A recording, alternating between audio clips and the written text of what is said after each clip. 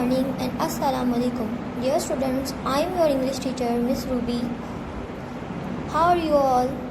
I hope you are all fine and taking good care of yourselves. As you know, we had finished our unit number 1, so let's start from unit number 2. Dear students, open your English textbook page number 13.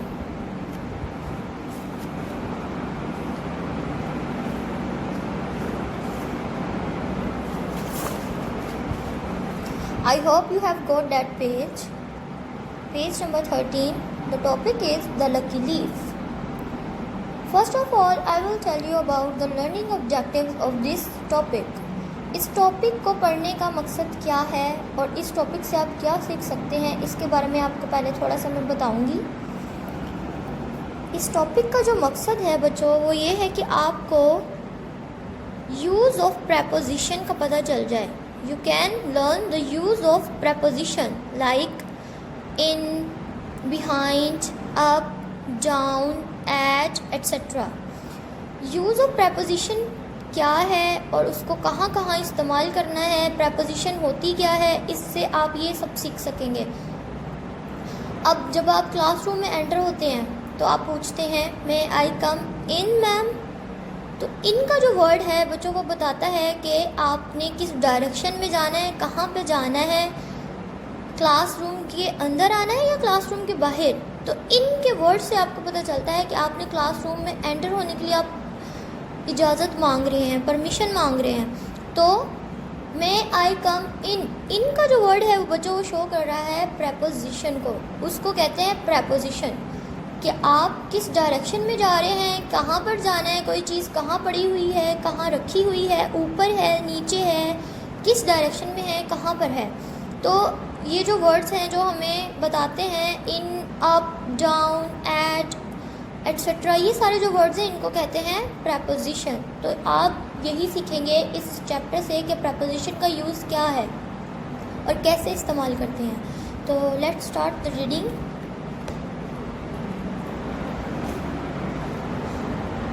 The topic name is The Lucky Leaf. This is the story about a girl. As you can see on the page, here is a girl. Her name is Rahila. Her problem is her golden bangle is lost. अब उसका जो golden bangle है वो गुम हो गया है। Here are some words to know. कुछ वर्ड्स की मीनिंग बच्चों बताए गए हैं यहाँ पे, तो वो देखते हैं अब। Cry. Cry means to shed tears. Cry का मतलब होता है आंसू बहाना। Lost. Lost means gone missing, गुम हो जाना।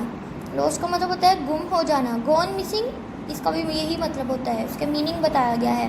Now let's start the reading. Rahila is crying. राहिला रो रही है। Cry का मतलब यही आपने पढ़ा ना अभी, to shed tears, रोना।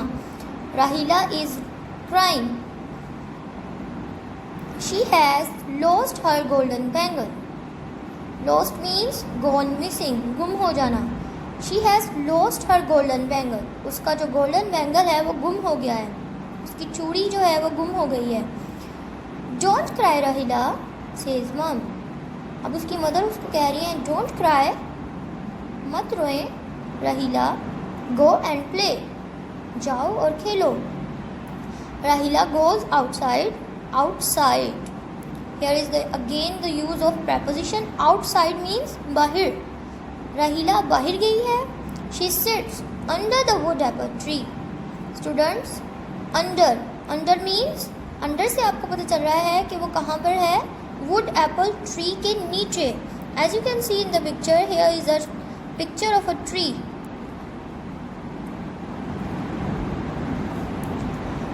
Yes, she sits under the wood apple tree.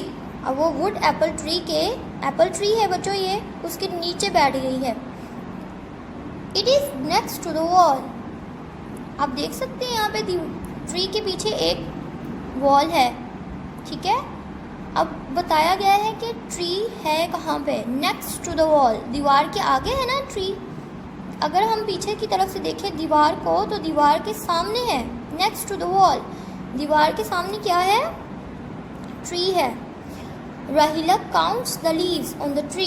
राहिला जो है वो दरख्त के ऊपर जो लीव्स हैं बच्चों लगे हुए हैं उनको काउंट कर रही है, उनको गिन रही है. 1 2 3 4. अब काउंटिंग उसकी जारी है. इसी दौरान 1 leaf is falling from the tree. एक जो पत्ता है वो दरख्त से नीचे गिरा. फ्रॉम द लीफ, दरख्त से. From, it is again the use of preposition. From से पता चल रहा है कहाँ से वो लीफ गिरा है, दरख्त से. The wind blows. विंड कहते हैं तेज हवा को, और तेज हवा के चलने को हम कहते हैं ब्लोज. तेज हवा चली, द विंड ब्लोज. तेज हवा चली. It carries the leaf up into the air. It carries the leaf up into the air. Up से पता चल रहा है कि किस तरफ को गया है. अप मीन्स ऊपर. अब जो तेज हवा चली है वो पत्ते को कहाँ लेके चली गई है, ऊपर, हवा में. इनटू द एयर, हवा में. The leaf is now in front of her. The leaf is now in front of her. अब जो पत्ता है वो उसके सामने आ गया है. ठीक है. इन फ्रंट ऑफ हर का मतलब है सामने. क्या मतलब है बच्चों, इन फ्रंट ऑफ हर, सामने. Students, I hope you understand today's topic. Now learn the reading from page number 13. This is your homework. Take care of yourselves and your family. Allah Hafiz.